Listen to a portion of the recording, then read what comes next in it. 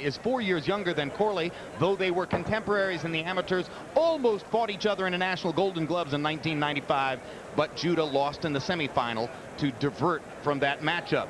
At 5'7", they are both about average height for 140-pounders. Arm length is measured from the armpit to the end of the fist. They weighed in at or within a half pound of the 140-pound limit.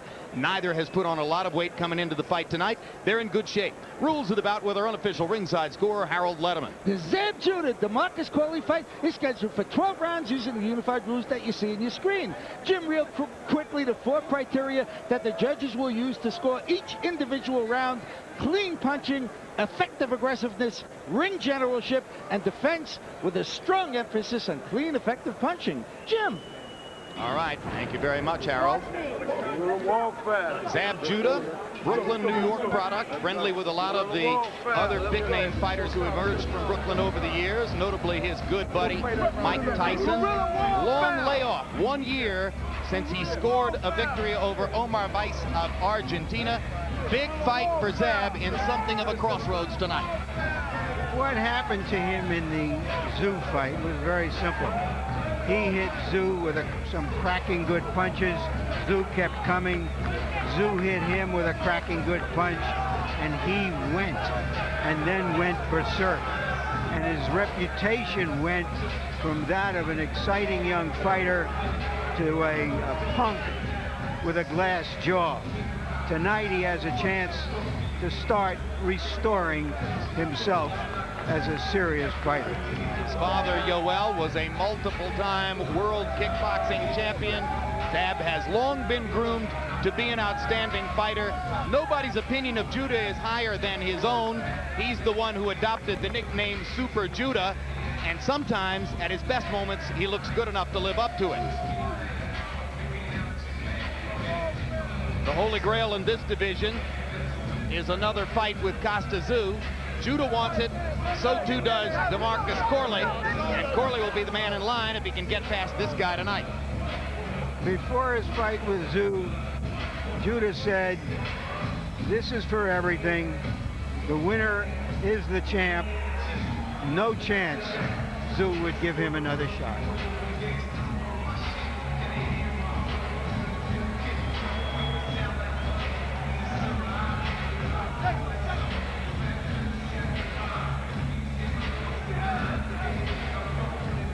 Colorful gear for Judah. You can expect the same from DeMarcus Corley, who is as immaculately groomed as any fighter we've seen. And of course, we talked about Judah's Brooklyn roots. Corley comes from one of the roughest sections of Washington, D.C. And he acknowledges there might be some street cred on the line here tonight. A big week for DeMarcus. His 7th child, second daughter, was born this past Monday. And in addition to his own 7, he had a brother who was shot to death in a crime incident in D.C. earlier this year. And the brother was also the father of 7. DeMarcus says in addition to taking care of his own, he plans to try to provide for his brother's 7 children as well. And then there's the feminine side of him, Jim.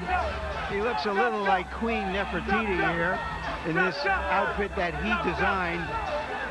He took a sewing class in high school so that he could make his own outfits. He also professes a like for women's undergarb, which has brought him some kind of a notoriety. Zab Judah held up some under things at the weigh-in yesterday, but those kinds of things can only inspire a guy who likes them. On the bout sheet, where for other fighters there is a space for trunks, in Corley's case, they line out the word trunks and put in the word sheath. He himself says, "I wear a sheath in the ring." That's the sheath that you're looking at. He was ridiculed by another fighter in D.C. for wearing Victoria's Secret underwear, and he said, well, if women wear it, why can't I? But he says, at the end of the day, don't watch my clothes, watch the way I fight. And he sees himself as the puncher in this bout against Judah tonight. So the two fighters are in the ring. Let's go to ring announcer Jimmy Lennon Jr. for the official introductions. Ladies and gentlemen, a very good evening to you, and we welcome you to the Orleans Arena here in Las Vegas, Nevada, as we have a big night of action in store for you. And it's all brought to you by Don King Productions in association with the Orleans Hotel and Casino, HBO Sports, and CM Exchange. This bout coming away is also brought to you by Main Events and is sanctioned by the WBO President Francisco Valcarcel, Supervisor Jacinth Bryan, along with the Nevada State Athletic Commission. Introducing to you at this time are 3 judges. Scoring the bout from ringside, from Las Vegas, Nevada, Dwayne Ford. Also from Las Vegas, Chuck Jumpa. And from West Palm Beach, Florida, Michael Pernick. And our 3rd man of the ring, the referee in charge, working in this his 158th world title bout, fair but firm, Joe Cortez. All right, fans, here we go. 12 rounds of boxing for the WBO Junior Welterweight Championship of the World. Introducing to you first the challenger. On my right, fighting out of the blue corner, wearing black, red, and gray trunks, fighting out of and representing his home of Brooklyn, New York. He weighed in at the limit of 140 pounds even. His record stands at 28 wins, 1 loss, 1 no contest, with 21 wins coming by way of knockout. Here is the former IBF Junior Welterweight Champion of the World, introducing Zab Super Judah. And his opponent across the ring is the defending world champion on my left, fighting out of the red corner, wearing turquoise, yellow, and pink trunks, hailing from our nation's capital, Washington, D.C. He weighed in at 139.5 pounds.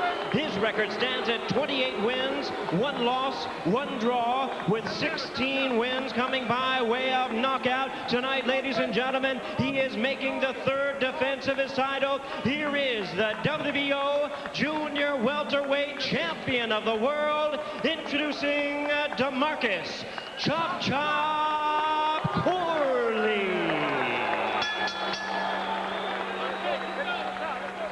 Once again, ladies and gentlemen, Joe Cortez, our referee in charge, now to give instructions. 12 rounds of action scheduled.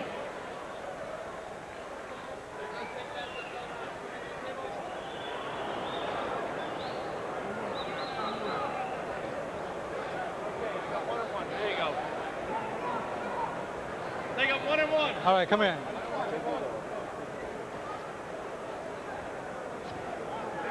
All right, gentlemen, we went over the rules in the dressing room. I expect a good, clean fight. I want good sportsmanlike conduct. Understood? Here? Understand here? Okay. Remember, guys, I'm fair, but I'm firm. Touch him up. 2 southpaws. Judah, who is raised as a black Jew and tends to throw tantrums before and after fights. Corley, who is trying to support 14 children, 7 of them his own, and shops at Victoria's Secret for himself. You can't make it up. 2 southpaws, and some would say that both have natural counterpuncher tendencies, so the question is who's going to lead. Corley answered that question at our pre-fight meeting yesterday when he said if somebody's going to attack, it'll be me. I think I'm a bigger puncher than Zab. Judah, of course, would say exactly the opposite.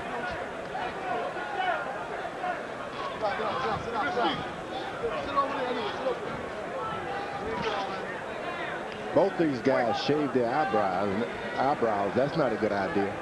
Always a chance of a scratch and a cut opening above those eyebrows. You want to keep the razors away from your face and eyes, especially if you're boxing. Is that a boxing style or an inner city style? What is it, George? Well, just a style, I suppose. Hollywood style. Good, Chop. Nice and relaxed, smooth. There you go. Stay low, stay low. Zab Judah seems to be concentrating more. He's been able to get some shots to the body and get away from the bigger shots. Stands in the pocket when he chooses. During undercard bouts, it took fans about 30 or 45 seconds to begin booing if they didn't have big action in the first minute. We've got an unusual Vegas crowd here at the Orleans because ticket prices are so much cheaper than for most of the big fights we brought you from larger casinos here. So there are a lot of fans who are getting a rare chance to see title prize fights, and they wanted to see big action. But they're being kind to Judah and Corley, who are fighting a tactical first round. Even for a southpaw is difficult to fight, believe me. Well, and of course, both these guys would say, oh, I do better against other southpaws because they're just mirrors of me. But you pointed out, George, it's still the same thing. You're fighting somebody who looks different than your normal opponent. Yeah, and in the gym, seldom you see a southpaw ready to spar with you round after round. Judah was able to drive Corley back toward the ropes with an overhand left. One of the better punches of the round so far.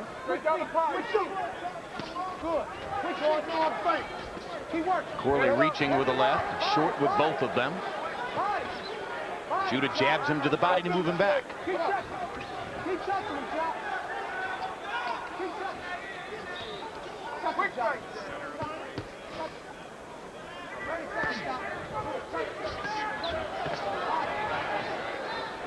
Little right hand up close by Corley. Judah bobs and weaves and gets a little closer afterwards, and you got to be careful when a guy gets closer after he misses him. Trying to get in a big shot. Using his defense to set up his offense.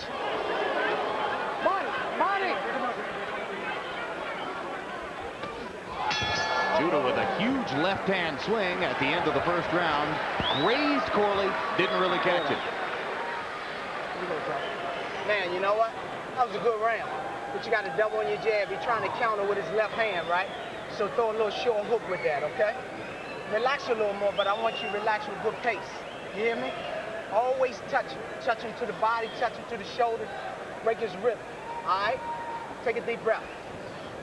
That was a good one. Then you go down behind the triple. Behind the triple, let it go right down the pipe. Right down the pipe. Okay? Hey! Come on. Come on. Hey! It's a hey! He gonna reach. Oh, stay put here, okay? He gonna reach. He do what you gotta do. No, finish up with the one, you don't go. Some wild swings just grazed, or barely grazed the chin of Judah.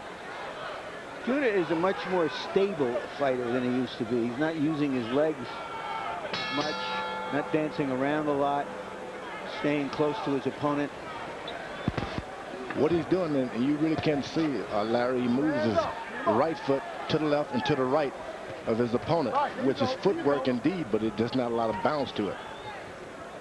Very smart with it. CompuBox numbers in one. Judah landing 16 out of 51. Corley 7 out of 44. And of Judah's 51 attempted punches, 48 of them were jabs. Right hand up. Kind of a who's who of fighters in the house tonight. Evander Holyfield's here. Floyd Mayweather Jr. is here.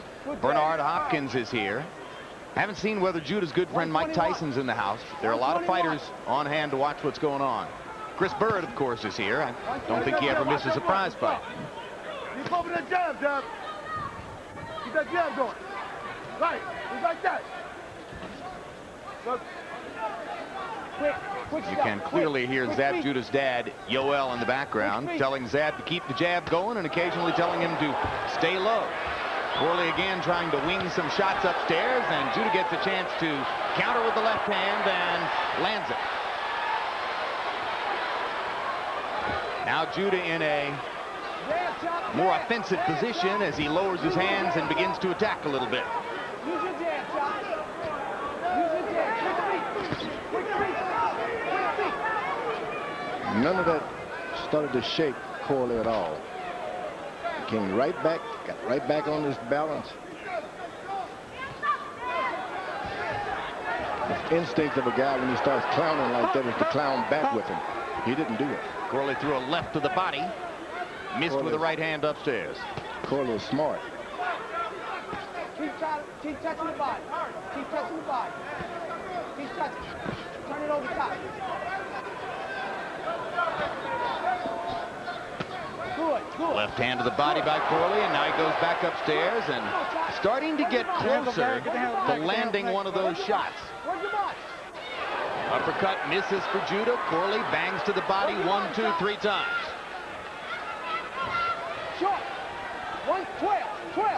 Thing about a good bobber and weaver, once you get against the ropes there, you don't have any place to go then but get hit somewhere, especially in the body.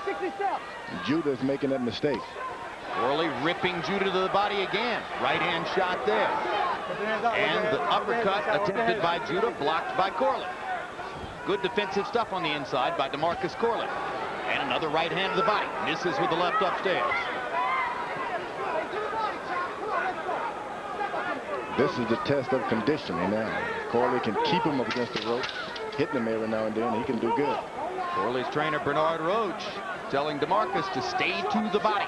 That's where he's been effective here. Another combination from Corley punctuates the round. Much better round for DeMarcus Corley in the second. And mark your calendars, July 26th, A Fistic Night on HBO. First, the original boxing movie Undefeated starring John Leguizamo. Then live boxing with Fernando Vargas taking on Fitz Vanderpool. August 16, Boxing After Dark returns with a featherweight unification bout between Derek Gainer and Juan Manuel Marquez. August 21 on HBO Latino. Tune in for the next Oscar de la Hoya de Presenta, Boxeo de Oro, featuring Jose Navarro. I messed that up. Oscar de la Hoya Presenta Boxeo de Oro featuring Jose Navarro. September 13 on HBO pay-per-view, the rematch between Oscar De La Hoya and Shane Mosley. Back in 2000, Mosley won a split decision victory over De La Hoya. Oscar is focused on revenge. HBO boxing for 30 years, building legends one round at a time. CompuBox numbers reversed a little bit in round two. This time it's Corley who threw more and landed more in the second round. And 34 of Corley's 56 attempted punches were power shots. He landed 12.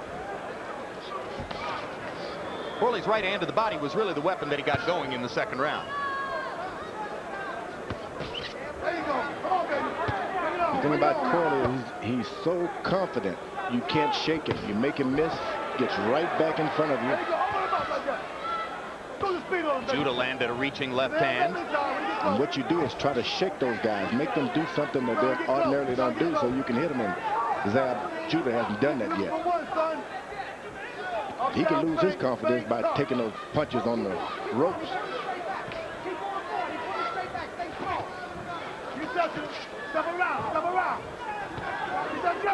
DeMarcus Corley has had the nickname Chop Chop ever since he was an 11-year-old amateur. One day he went out to eat during an amateur competition and came back weighing 10 pounds more than the weight at which he had left. And his coach at the time said, I want you to chop your food up, and I'll call you Chop Chop. Looks like there's some blood from the nose of Chop Chop. Good left hand by Judah as Corley was trying to duck away from the right. Textbook boxing. Jab, jab, jab, right hand. And then you come back with the hook, swinging it up, and you get the knockdown. That didn't happen yet, but if he does. Corley landed a little left across the top, missed with the right cross, or the right hook, I should say, following up. Corley jabbing to the body again. Chop, chop. And Judah does the feigning. He's trying to get his hand out from in front of him. And if he does, as you feint him, he drops his hand a little bit and you get your shot. Corley is not doing it. And more the profile which DeMarcus Corley predicted has emerged, which is Corley leads, tries to establish the action, and Judah plays off of him and counters. That may ultimately work to Judah's advantage. He seems more comfortable in his role.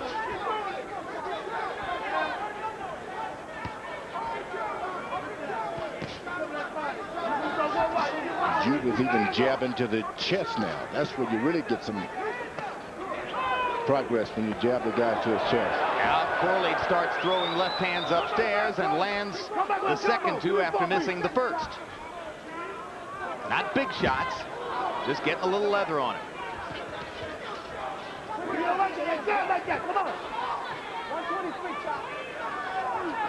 Suddenly Judah becomes the leader and hits Corley with a left hand and then a huge left cross. He's down. He's hurt. That's a legitimate knockdown. A full-on legit knockdown after the landed by Zab Judah. Best punch of the fight.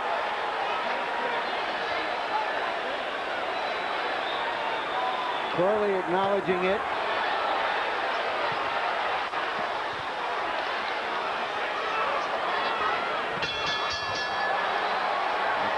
his wits about him after going down. So Judah not able to do further damage in the remaining 10 seconds. Look, this is what you got to do. You kind of waiting, man. You understand what I'm saying? Stop waiting. Put your hands together. Put them together. You hear me? Get back a little bit. Let me go. All right? Keep your left hand up. How we Look, doing, your shot's a little short. All right. Come up and box him. He gonna put the hands down again. You fake the left. Bring the hook this time. Fake it. You looking for that left hand now. Fake it. Now come back the hook. Fake it. 1, 2, 3. Roll. Right back with your down. Late in the round. Until this point, we were getting more schlock and bore than shock and awe. But that punch followed by another big, clean left hook. Corley kind of walked into the second one. He was making the point that the first one hadn't hurt him. And the first one had hurt him, too. And he had the presence to pull Judah down as he went down.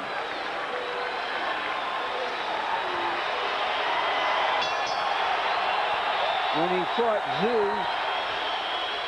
Judah got so excited about landing a big punch that he walked into a punch. Let's see if he shows a little bit more discipline here. Harold, how do you have it through 3?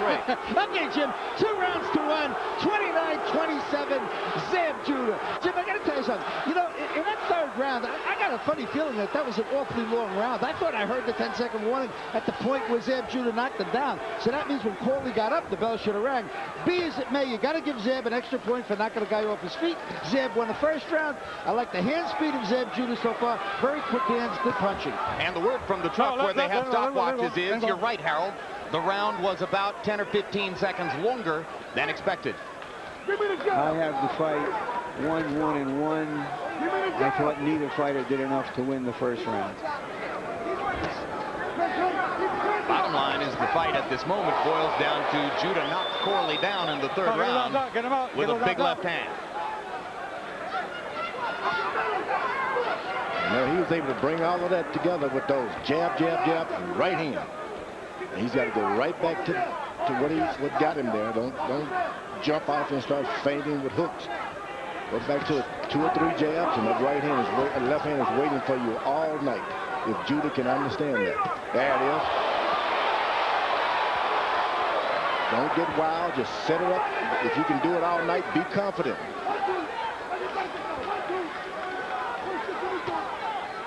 Evidently, Corley's got a problem with 2 jabs.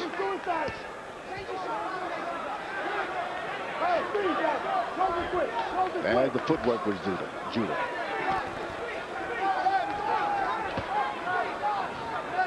So the official tally now from the truck is that the third round was 19 seconds longer than normal. And now my question would be, for the truck, if the round ends on time, is that before the knockdown? We'll find out the answer to that one as we go along here in round 4. Yeah, officially it wouldn't matter. But of course it wouldn't matter, but unofficially we want to know. Yeah, academically it's an interesting question.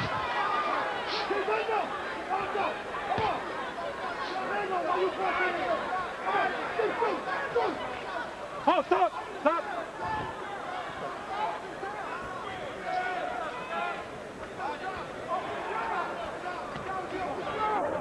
Judah's got to understand it didn't happen with one punch. Set it up with the double and triple jabs. I think even his corners kind of misunderstood that.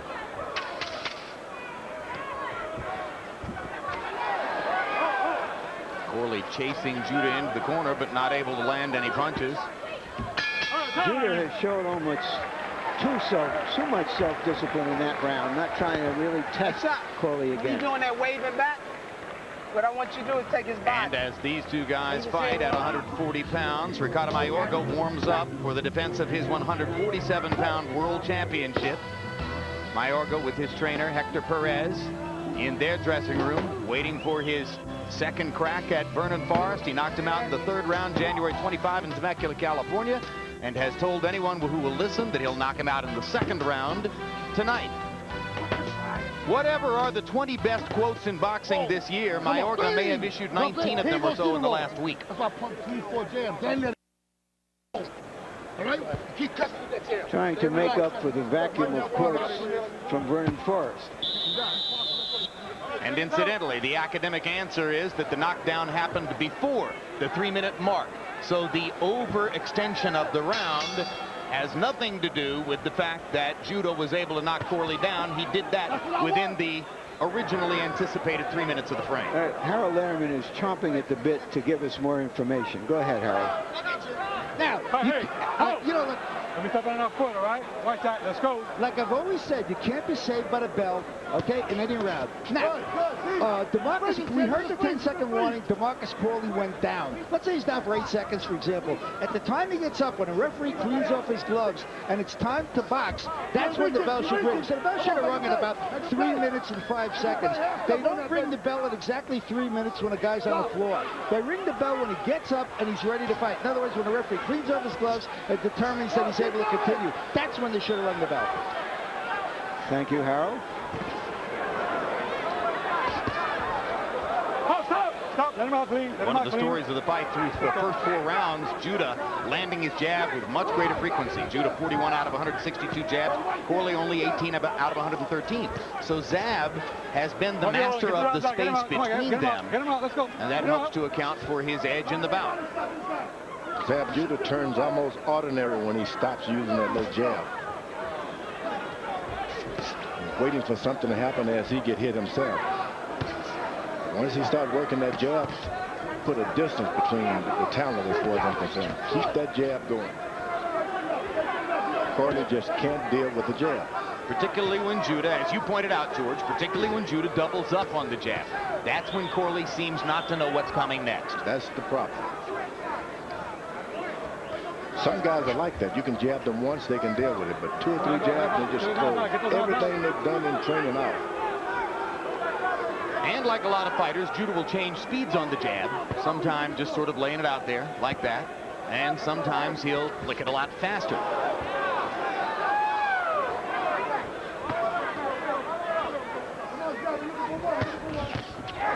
Corley takes another left hand upstairs. Judah steps in with a right upstairs and a right to the body. Judah hooking and now hits Corley with a big left flush on the chin. And Corley momentarily holds on as all the action is Zab Judah, faster hands, quicker release, commanding along the ropes. Judah is very good, but he still has to lead with his jab to start something out. But this guy is going to get him as well.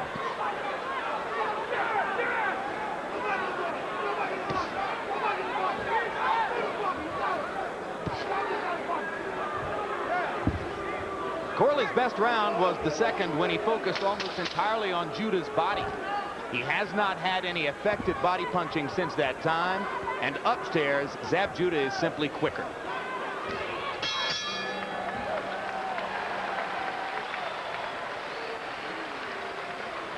Nothing, baby, nothing. Baby. Listen, man, you have fun? Have fun? Good, have fun, boy, have fun. Listen, relax. You got him, he's a bitch. Yo, listen, anything you do, he's gonna react to. You know what I'm saying? Walk in there, do your thing, go in there, everything you do, he's gonna react to now. All right? You ain't shoot none of him, but you gotta stay down when you shoot. You understand? You understand? Don't give this fight away, man. Don't give it away. You gotta break his rhythm. Come on. That's what you gotta Come do. on. Really? You letting him get in the rhythm. Break his rhythm. Judah is in control of this fight with his hand speed. An occasional left hook breaking through. That one stunned Corley momentarily. Just haven't seen enough chop from Chop. Round 5, one-sided. Judah 21 out of 47, 45% connects, including 13 out of 34 jabs.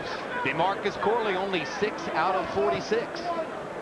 So Corley needs some new strategies. Needs to try something different because the rhythm of the fight hasn't changed much since the 3rd round, and it's all Zab Judah.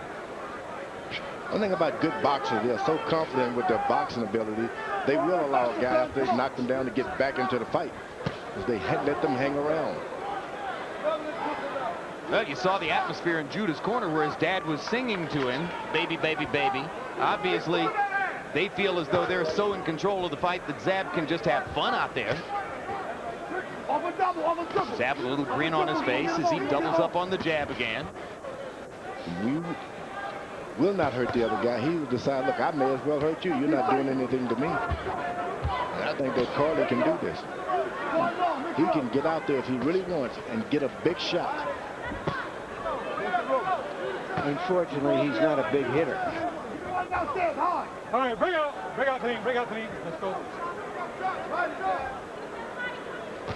He thinks he's a bigger hitter than Zab Judah, or at least everything he has said leading up to the fight would indicate that. That may be a misperception. Only by him. Yeah. Once you put on those gloves, the guy sticks his chin out there, you can become a big hitter. Just hit the target.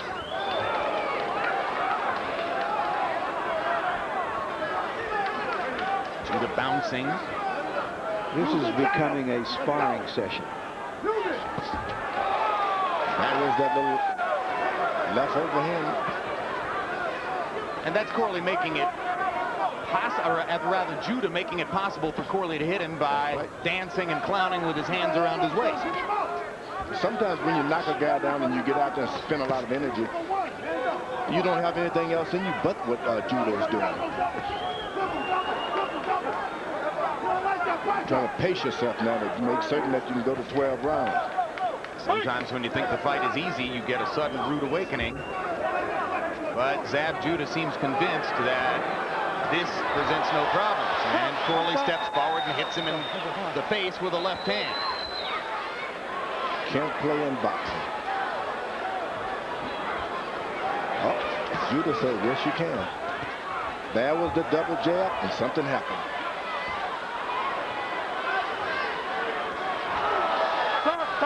Does Zab Judah think this is psychological warfare? Does he think it's entertaining? Is he bored with the fight and he feels he has to do something? What, George? All of the above. I think he's trying to embarrass Corley. Part of the fun for him. Earlier tonight, another 140-pound prospect in action. Vivian Harris against Suleiman Mbai. And Harris, the favorite, guy who's regarded as a potential contender for Costa Zoo's 140-pound crown. Mbai started out in a defensive mode through most of the first few rounds. Vivian Harris was able to knock him down in the second round. And through most of the fight, they worked in the same rhythm. Harris, an easy, unanimous decision victory over Suleiman Mbai, and that keeps Vivian Harris on track as a rising contender at 140 pounds. Crowded division, though Costa Zoo stands alone as the undisputed champ.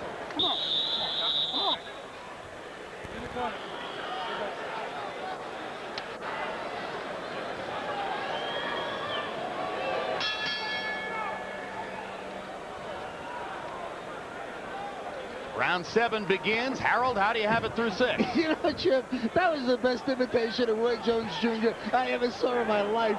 Zab Judah in the 6th round leads in and starts shaking his shoulders, just like Roy Jones Jr. used to do. But I tell you something, he didn't do any punching. I thought Corley outpunched him in round 6. So, 58, 55, 4 rounds to 2. Zab Judah. I thought Corley won round 2.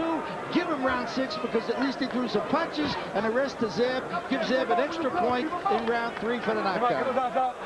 Break out clean, step back. So you can get a great Harold Letterman review for the Roy Jones imitation, but it doesn't necessarily win you the round.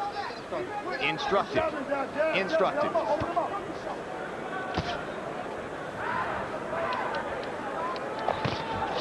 Good hook by Corley. Needs to go back to the body. That's where he did the damage in the 2nd round. That's how he easily won a round from Zab Judah, and that's what he hasn't done much since that time. Judah just popping Corley with the jab.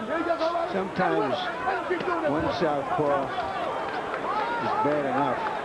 2 southpaws can double your misery. You mean you don't think this is the most rousing piece of ring combat you've seen in a while, Larry? Your words, Jim.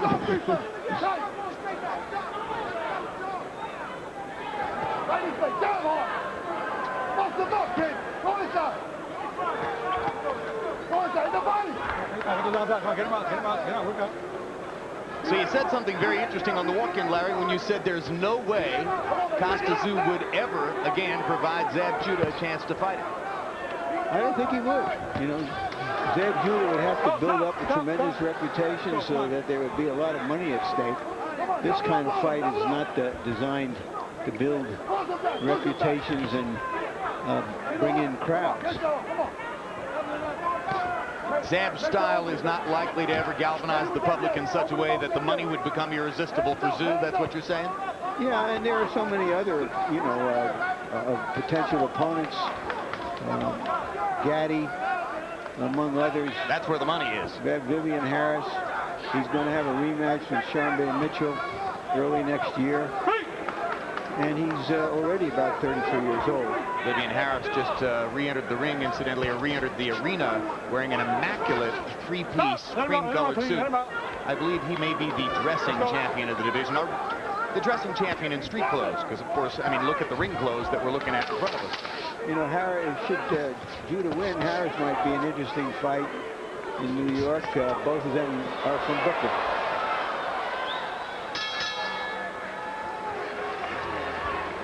Round 7 somewhat like its predecessors, and Vernon Forrest warms up in the dressing room, waiting for his second opportunity at Ricardo Mayorga.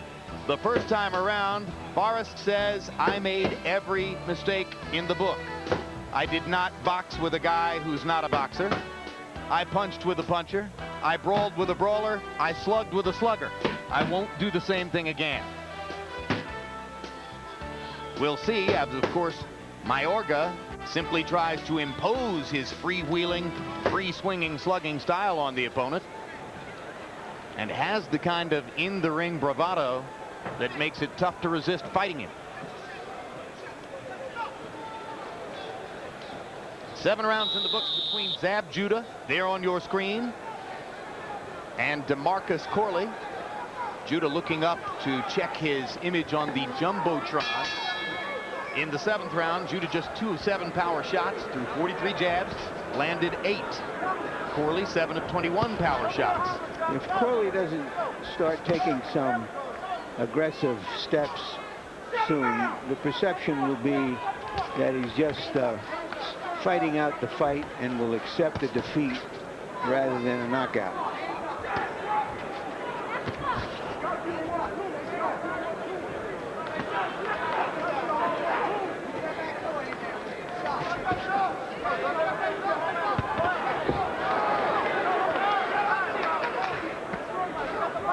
Corley is waiting though. Left hand behind those right jabs now. Judah's better switch up a little bit. Can't fight this way and support 14 kids.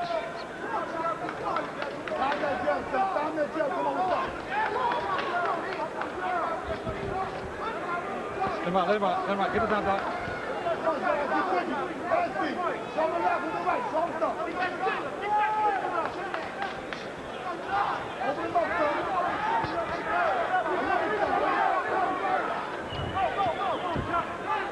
Break out, clean. Step back.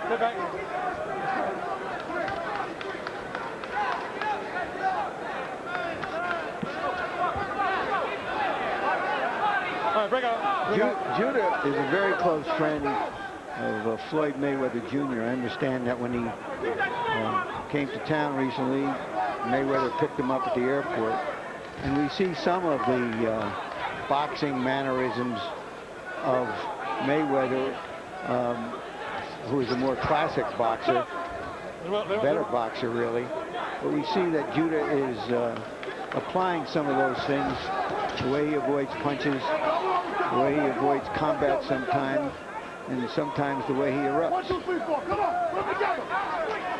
Air those jabs. Can't be denied once he throws those jabs. More accurate puncher than Corley. Quicker than Corley most of the night. Able to be first when he wants to be first.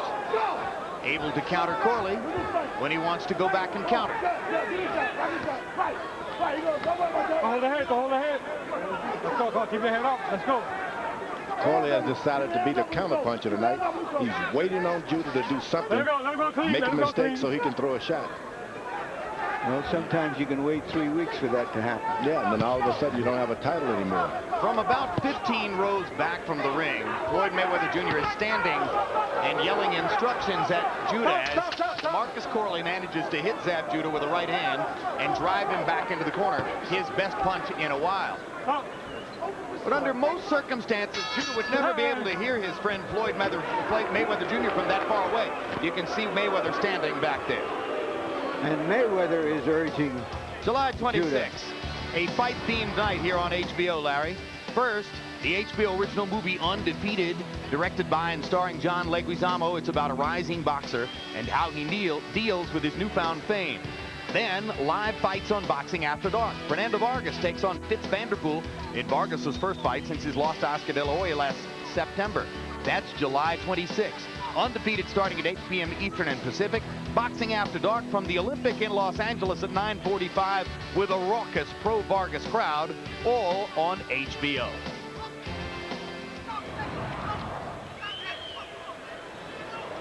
And there's Floyd Mayweather Jr., as I mentioned, shouting instructions to Zab from about, 12, 15 rows away.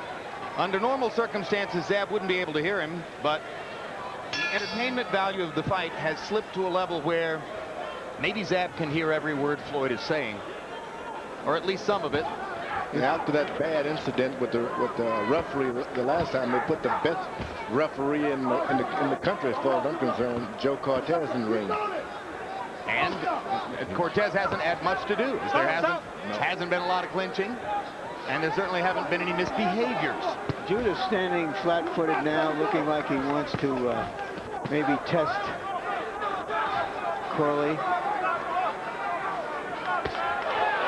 Good right to the body by Corley.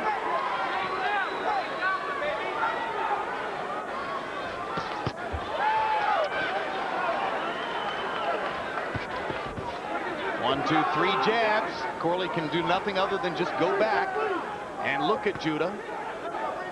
Jab again. Judah hasn't done a whole lot of body punching, because that means that fight can turn at any time there's a hard punch land on his chin. You've got to go to the body when you're hit on point. Now Corley gets a chance and pops Judah with a little shot to the top of the skull. That was, we saw the chop after all. Yeah, that's right. Stop. Come on, let's go. Come on, let's go. Don't walk back. Let's go. He can chop, but can he make it stick?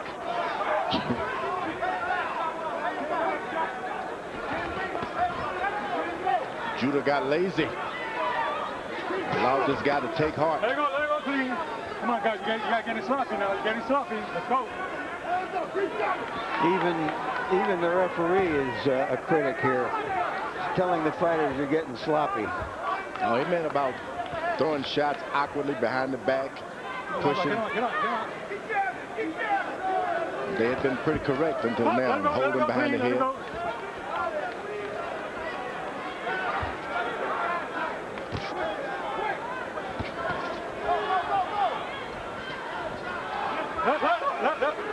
That counter straight left by Corley can change things if he wants. Judah's right hand is down all night. No holding. Come on, get this on top. Let's go. No holding. Let's go. If he just throws that left on top of it, he can get him. What Corley hasn't done or hasn't been able to do is to step up his level of aggression to try to make it into more of a fight. Just change the tempo somehow. I can't imagine that he thinks he's going to beat Zab Judah fighting this fight at this moment. Hard right hand by Judah caught Corley.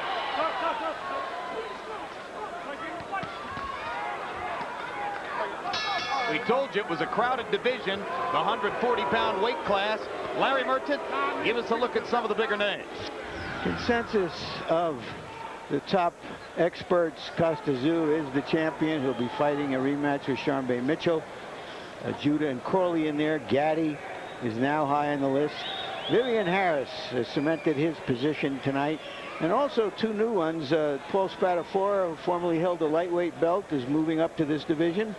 And Ricky Hatton, a rough, tough, strong British fighter, is gaining some notice. You keep dropping your hand. Stay here. You can walk. Yo, go get him. Go get him, Zach. Walk him down. You know, in the pocket, you can't do nothing. Walk him down. Hey, a gorilla can't look a monkey in the eye. Yoel Judah saying to Zab Judah, walk him down. Walk him down. Go after him. Even he's bored with this. In the last 3 rounds, Zab Judah, by CompuBox numbers, has thrown 24 power shots, averaging 7 per round. Harold, you awake over there? Absolutely, Jim.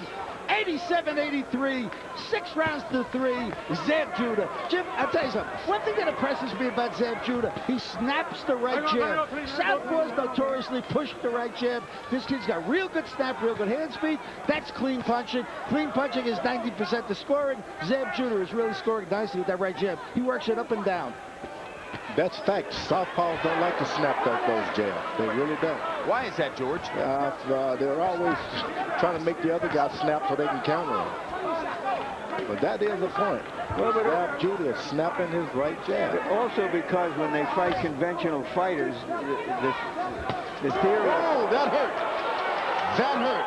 Big left hand by Corley. Judah is still hurt. Zab Judah is hurt. Corley doesn't seem to know it, though. Just to finish the point, the perception is that you can't jab with a conventional fighter since both have the jab on the same side. So maybe that's why they get used to not throwing it out stiffly, because ordinarily they're fighting conventional fighters. Michael Moore had a terrific jab as a southpaw. Right, George? Yes. He jabbed me terrifically. Another left, that was a right hook that time. Corley has landed 2 good punches in the round, but he doesn't follow them up with more aggression. Those punches can take their toll because Judah suffered a devastation in his career already, and you'd never forget that coming back. Which is probably why he hasn't been more assertive tonight. Yeah, you got to get your confidence. His dad is telling him to move in and all of that, but you got to understand, let me take my time. That's what you want to say. Well, when you talk about devastation in Judah's career, of course, courtesy of Costa Zoo's thunderous straight right hand, and Corley doesn't have a weapon like that. Corley can take over this fight now. He's got some hurt in there. Misses over the top with the left hand. Corley landing 2 solid blows in this round, his best round in a while. But Judah still pecking away.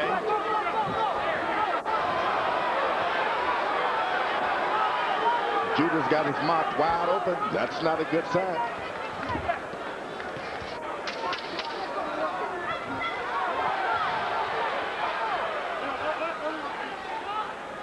Judah smiling at us as if to say, I've got this thoroughly under control. After a 1-year layoff from the ring, Zab Judah is in position to come back and score a resounding and satisfying victory over to Marcus Corley. 2 rounds to go. Chop. You're hitting him with good shots. Look at me. Look at me. And then you're letting up. It's like, okay, I hit you. Okay, I'm sorry. And you hit me. Hell with that. You got to get mean and got to be steady and believe in you that you can do it. Matter of fact, your Uncle Tim is looking at this, and I'm quite sure he's dissatisfied. Come on, man. Let's go. Let's go. Dig down. Listen to me. Don't reach. Come on. No, Gary. 6 minutes, man. Keep your hands up. Go look for the uppercut. You sit on the boom, boom, boom. Get it. Together them combinations. Take this title. Take it, baby. Take it. Come on, man. Come on. Let's go. We down. 5 seconds up. Let's finish point. Let's go. If Corley wins the last 2 rounds, he could make this a very close decision. And he does have the title. The title that's at stake here. Correct. I think even going the distance for Zab Judah is a big victory, and especially if he can come on strong in these last 2 rounds. Why would that be, George? A year off, having suffered a knockout, a real knockout. You got to watch those films. He's seen those films. Confidence just doesn't grow in trees. Doesn't matter what your corner is telling you or what kind of training camp you've had. You're dizzy, and it lasts until you get it from under you. Good 1-2 by Judah.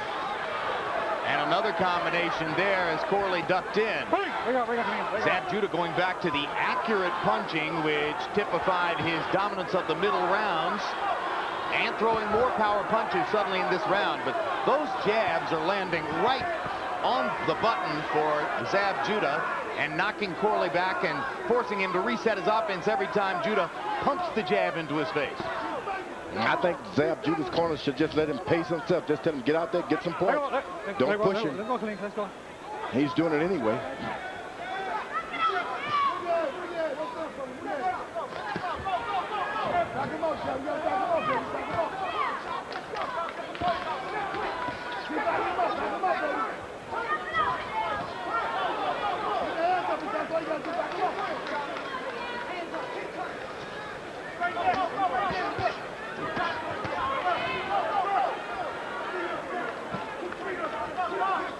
It's in the last few seconds of these rounds that Zab Judah seems to fall prey to these hard shots.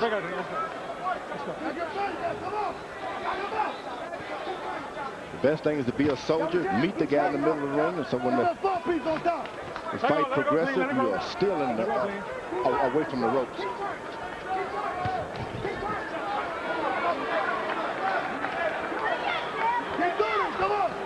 Hold the head, let's go. Get the hands out, That's what he meant about being sloppy. Your hands are free, guys. Your hands are free. Let's go, your hands are free. Let's go. Corley trying a big right hook inside.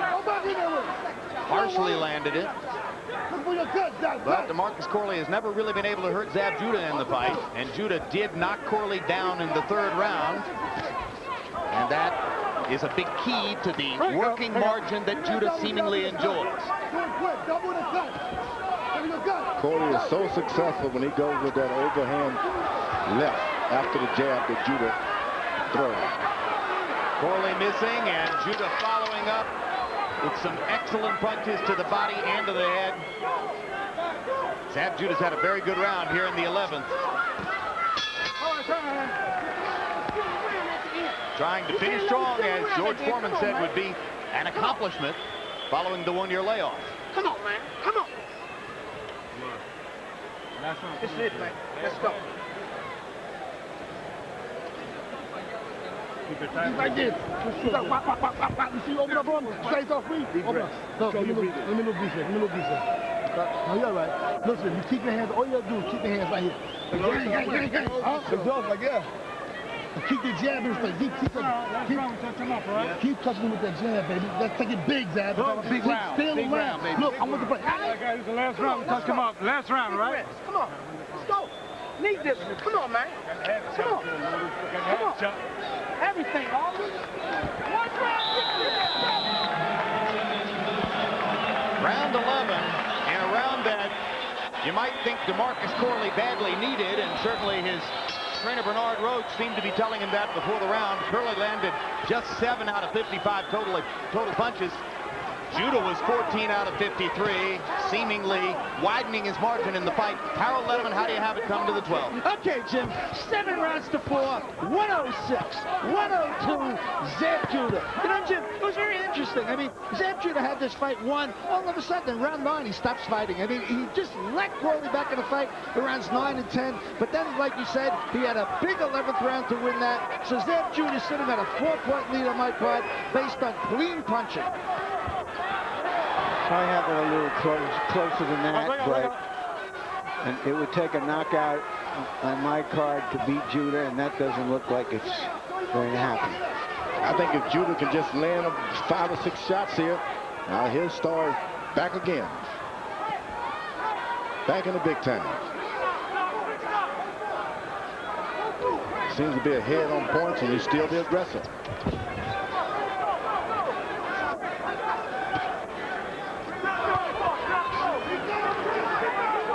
If only you knew what it takes to get back after being knocked out in a fight, and he was out.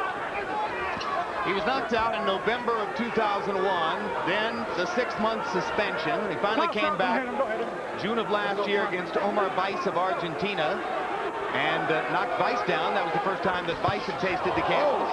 Huge left hand by Judah there. Further command of the fight situation here in the last round. So he's coming off a long layoff, 18 months removed from that knockdown or knockout against Zhu that changed his career. And yes, a credible and useful performance for Zab Judah to reestablish himself in the division. And I think that he's back now. All he needed was that little extra confidence. Well, I just think he's made a good fight, clearly winning, but he's only partially restored. He's still a young man, 25, has a year or two to really put himself back up there if he takes care of the business. And with Zhu getting up in years, in 2 or 3 years, there's an opening in this division, or so it would appear.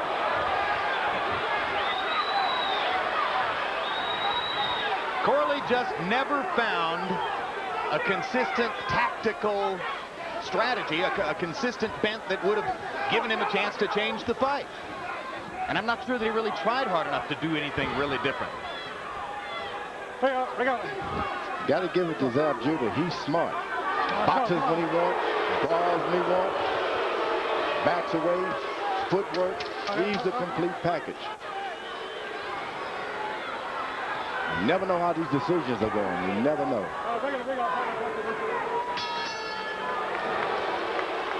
Judges are Larry O'Connell of England, Ove Ovesen of Denmark, and the veteran Jerry Roth from here in Las Vegas. Seen a lot of Jerry Roth scorecards over the years. They are seldom a surprise. They usually reflect pretty much what you've seen in the fight.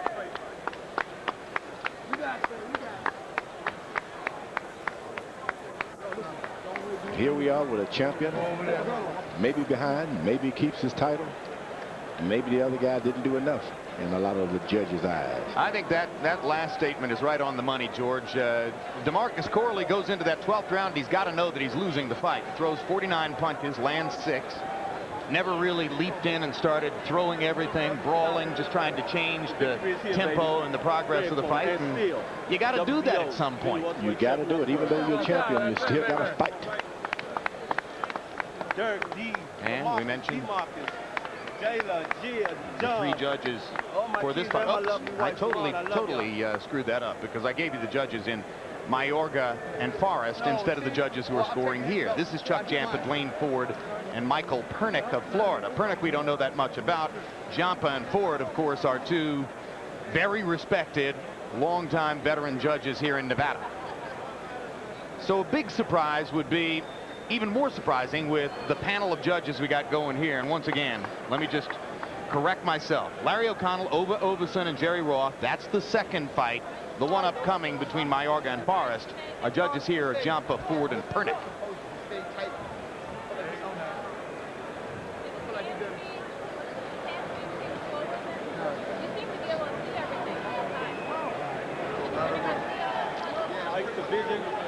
The excitement here is palpable.